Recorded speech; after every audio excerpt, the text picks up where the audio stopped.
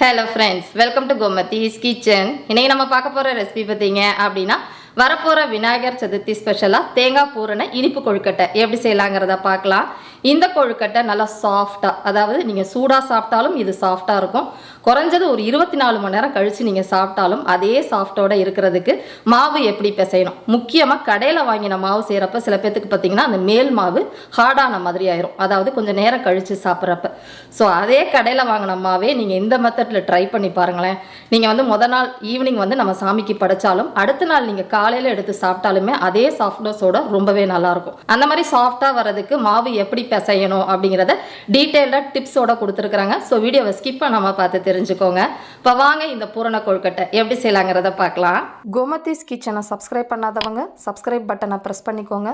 உடனுக்குடனே அப்டேட் வேணும் அப்படின்னா பக்கத்தில் இருக்க பெல் பட்டனில் ஆல்ங்கிற ஆப்ஷனை மறக்காமல் ப்ரெஸ் பண்ணி வச்சுக்கோங்க. இப்போ இன்றைக்கி செய்ய போகிற கொழுக்கட்டைக்கு கடையில் வாங்கின பதப்படுத்தப்பட்ட அரிசி மாவு, கொழுக்கட்டை மாவு, இடியாப்பம் மாவு, அதே மாதிரி ஆப்பம் பொடின்னு விற்கும். நீங்கள் எது வேணால் பயன்படுத்திக்கலாங்க. இது இல்லாத பட்சத்தில் நம்ம வீட்டிலேயே கொழுக்கட்டை மாவு ரெடி பண்ணிக்கலாம். கடையில் வாங்கின பச்சரிசியாக இருந்தாலும் சரி, ரேஷனில் வாங்கின பச்சரிசியாக இருந்தாலும் சரி, வீட்டிலே ஈர அரிசி அரைச்சி அதை எப்படி பதப்படுத்தணும் அப்படிங்கிறது டீட்டெயில்டாக நம்ம வீடியோவில் ரெசிபி போட்டிருக்கிறேன். லிங்க் வந்து கீழே டிஸ்கிரிப்ஷனில் இருக்குது, விருப்பப்பட்டால் செக் பண்ணி பாருங்கள். அதில் பிடி கொழுக்கட்டை, இந்த பூரண கொழுக்கட்டை, இடியாப்பம், முறுக்கு எல்லாத்துக்குமே நீங்கள் பயன்படுத்திக்கலாங்க இந்த மாவு. அந்த ரெண்டுமே இல்லாத பட்சத்தில் நம்ம வந்து பச்சரிசி, பொன்னி பச்சரிசியாக இருந்தாலும் சரி, அப்படி இல்லைன்னா மாவு பச்சரிசி, அதை வந்து ஒரு 4 மணி நேரம் ஊற வச்சு மிக்சியில் அரைச்சும் செய்யலாம். இதே மெத்தடில், இந்த 3 மெத்தடில் எது உங்கள்கிட்ட இருக்குதோ நீங்கள் அதில் இந்த பூரண கொழுக்கட்டை செய்யலாம், நல்லாயிருக்கும். இப்போ வந்து நம்ம மாவு அரைக்கிறதுக்கு நல்ல ஒரு பெரிய மிக்சி ஜார் எடுத்துருக்கிறேன். இன்றைக்கி நான் பயன்படுத்தியிருக்கிறதுன்னு பார்த்தீங்கன்னா கடையில் வாங்கின இடியாப்ப மாவு இருக்கு இல்லையா, அதில் தான் செஞ்சு காட்ட போகிறேங்க. மெஷரிங் கப்பு அப்படி இல்லைன்னா நீங்கள் வீட்டில் இருக்கிற டம்ளரில் ஒரு 2 கப் அளவுக்கு மாவு எடுத்துக்கிட்டீங்க அப்படின்னா அதே கப்புலேயே 2 கப் அளவுக்கு தண்ணி சேர்த்துக்கோங்க. தண்ணி கூட கொஞ்சம் ஜாஸ்தியானாலும் பரவாயில்ல, கம்மியாக இருந்துச்சுன்னா மாவு உங்களுக்கு சரியாக வேகாது. இப்போ நான் வந்து பார்த்திங்கன்னா 2 கப் அளவுக்கு தண்ணி ஊற்றிருக்கிறேன். இதிலே ஒரு சிட்டிகை அளவுக்கு மட்டும் உப்பு சேர்த்துக்கோங்க, ரொம்ப அதிகமாக போட வேண்டாம். இப்போ இதை வந்து மிக்சியில் ஒரு ஹை ஸ்பீடில் ஒரு 2-3 நிமிஷம் நல்லா அரைச்சிக்கோங்க. ஊற வச்ச அரிசினா நல்லா வழுவழுன்னு நைஸாக அரைச்சி எடுத்துக்கோங்க. அப்போ தான் உங்களுக்கு அந்த மேல் மாவு நல்லா சாஃப்டாக கிடைக்கும். இப்போ மாவு வந்து அரைச்சி ரெடி பண்ணியாச்சு. இதில் வந்து மாவு எப்படி பிசையலாங்கிறத பார்க்கலாம். நல்ல ஒரு அடிகனமான பாத்திரமாக எடுத்து வச்சுக்கோங்க. இதில் 1 டீஸ்பூன் அளவுக்கு நல்லெண்ணெய், அப்படி இல்லைன்னா தேங்காய் எண்ணெய் சேர்த்துக்கோங்க. நீங்கள் பிகினர்ஸாக இருக்கீங்க, உங்கள்கிட்ட நான்ஸ்டிக் பேன் இருக்குது அடிகனமானதுன்னா நீங்கள் அதில் பயன்படுத்திக்கினா இன்னும் ஈஸியாக இருக்கும் மாவு கிளறதுக்கு. இப்போ இந்த அரைச்ச மாவை அதில் சேர்த்துடலாம். இப்போ மீடியம் ஃப்ளேம்லேயே வச்சு நல்லா கலந்துக்கிட்டே இருங்க. இந்த மாவு வெந்து உங்களுக்கு நல்லா கெட்டிப்பட்டு வரும். பொதுவாக வந்து பார்த்திங்கன்னா நம்ம வந்து கடையில் வாங்கின மாவில் தண்ணியை கொதிக்க விட்டு மாவு பிசைவோம். இடியாப்பத்துக்காக இருந்தாலும் சரி, கொழுக்கட்டைக்காக இருந்தாலும் சரி. அந்த மெத்தடில் செய்கிறத விட இந்த மெத்தடில் ஒரு தடவை ட்ரை பண்ணி பாருங்களேன். மாவு நல்லா சாஃப்டாக இருக்கும். உங்களுக்கு மாவு வேக வேக கீழே வந்து உங்களுக்கு இந்த மாதிரி கெட்டியாக வரும். அதனால் கைவிடாமல் கலந்துக்கிட்டே இருங்க. அப்போ தான் பக்குவமாக உங்களுக்கு ஒரே மாதிரி வெந்து வரும். கொஞ்சம் கெட்டிப்பட்டதுக்கப்புறம் கிளறதுக்கு கஷ்டமாக இருக்கும். இதுவே நீங்கள் நான்ஸ்டிக் பேனாக அப்படி இருந்துச்சுன்னா நீங்கள் ஈஸியாக கலந்துக்கலாம். நான்ஸ்டிக் பேன், இண்டாலியம் பேன்லலாம் நல்லாவே உங்களுக்கு சுருளாக வந்துடும். இப்போ பார்த்தீங்கன்னா அடுத்த ஒரு 3-4 நிமிஷத்தில் இந்த அளவுக்கு கெட்டியாக வந்திருக்கு. இப்போ பாருங்களேன், மாவு வந்து நல்லா சாஃப்டாக வெந்து திரண்டு வந்திருக்கு பாருங்கள். இந்த மாதிரி தேய்ச்சி விட்டு வேக வச்சிங்கன்னா எல்லா மாவும் ஒரே மாதிரி நமக்கு வெந்து வந்துடும். இந்த மாதிரி நம்ம வந்து ஈய பாத்திரமோ இல்லை சில பாத்திரத்தெல்லாம் பார்த்திங்கன்னா லைட்டாக அடிபிடிக்கும். ரொம்ப சுரண்டி எடுக்காதீங்க, கொஞ்சம் லைட்டாக ஒட்டிக்கிட்டாலும் பரவாயில்ல. மாவை எடுத்து பார்த்திங்கன்னா கையில் ஒட்டக்கூடாது. இந்த அளவுக்கு சாஃப்டாக மாவு இருக்கணும், ரொம்ப கெட்டியாகவும் இருக்கக்கூடாது. வெந்த மாவை உடனே வந்து நம்ம வேறு தட்டுக்கு மாற்றிக்கோங்க, அதே பேன்லேயே வச்சுருக்க வேண்டாம். மாவு கன்சிஸ்டன்சி பார்த்திங்களா, நல்லா சாஃப்டான சப்பாத்தி மாவு கன்சிஸ்டன்சியில் நமக்கு கிடச்சிருக்குது.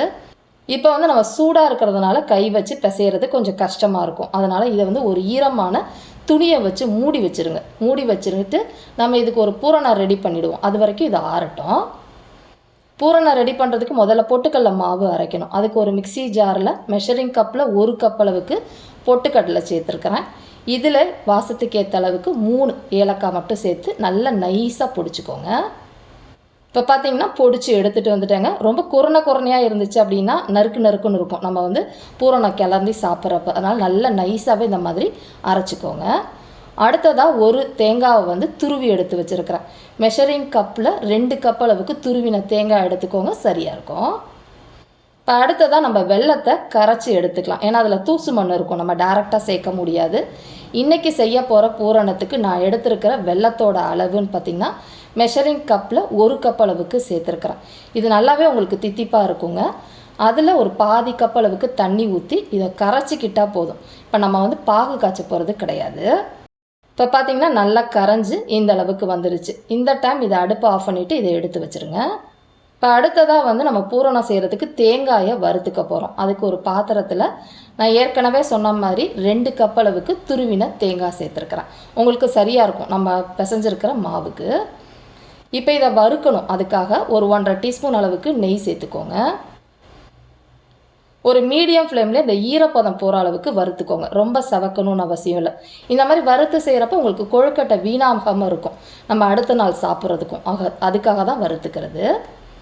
இப்போ பார்த்திங்கன்னா அந்த ஈரப்பதம் போய் நல்லா உதிரியாக அந்த அளவுக்கு வறுத்து வந்ததுக்கப்புறமா நம்ம ஏற்கனவே நம்ம கரைச்சி எடுத்து வச்சுருக்கிற வெல்லம் கரைசல் இருக்குது பாருங்களா, அதை வந்து இந்த மாதிரி வடிச்சுக்கோங்க. இப்போ அடுப்பு தீயை கொஞ்சம் மீடியமாக வச்சு இன்னும் கொஞ்சம் அது கெட்டியாகிற அளவுக்கு கலந்து விடுங்க.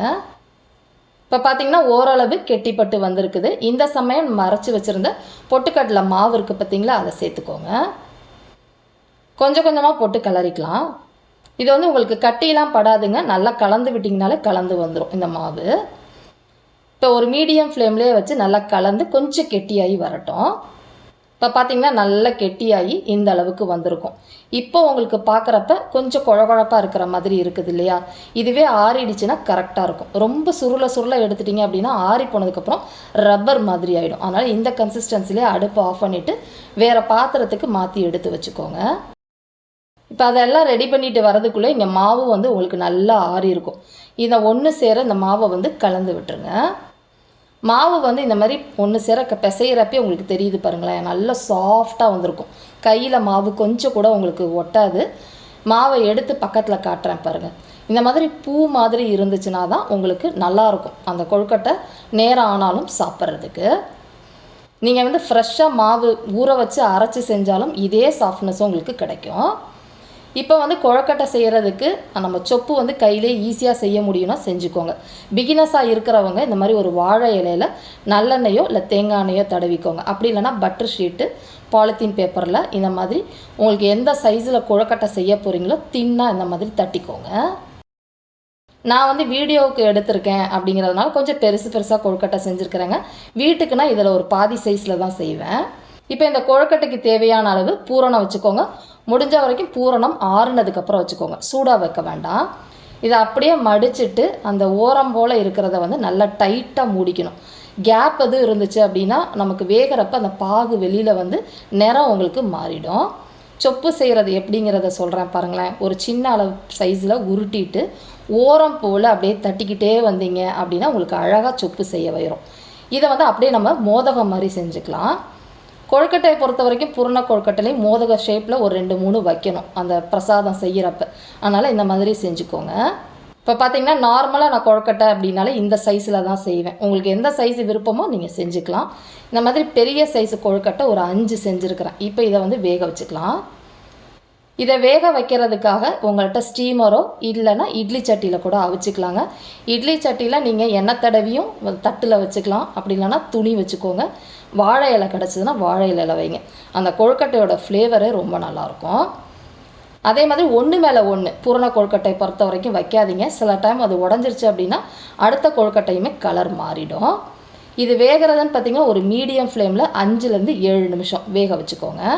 இப்போ பார்த்திங்கன்னா கரெக்டாக ஒரு 5 நிமிஷம் தான். ஏற்கனவே நமக்கு மாவு வெந்தது தான், நல்லா உங்களுக்கு வெந்திருக்கும். பார்க்குறப்பே தெரியுது அவங்களுக்கு நல்லா சாஃப்டாக மினுன்னு வந்திருக்கும். நீங்கள் வந்து சூடாக இருக்கிறப்ப தொட்டிங்க அப்படின்னா அந்த மாதிரி உடஞ்சிக்கும். நான் ஏற்கனவே சொன்னேன் பார்த்தீங்களா, என்ன தான் அந்த மாவு சாஃப்டாக இருந்தாலும் மேலே வைக்கிற சில டைம் கிராக் விடும். நீங்கள் மேலே வச்சிட்டிங்க அப்படின்னா பாகு வெளியில் வந்து நிறம் மாறிடும். ஆறுனதுக்கப்புறமா எடுத்து நீங்கள் பிரசாதமாக சாமிக்கு படைச்சிக்கோங்க. இதே மாதிரி அளவுகளோட இந்த பூரண கொழுக்கட்டையை நீங்களும் செஞ்சு பாருங்கள். செஞ்சு பார்த்துட்டு எப்படி இருக்குங்கிறத கமெண்ட் பண்ணுங்கள். வீடியோ பிடிச்சிருந்தாலும் கமெண்ட் பண்ணுங்கள், லைக் பண்ணுங்கள், ஷேர் பண்ணுங்கள். மறக்காமல் கோமதீஸ் கிச்சன் சேனலையும் சப்ஸ்கிரைப் பண்ணி வச்சுக்கோங்க. தேங்க்ஸ் ஃபார் வாட்சிங்.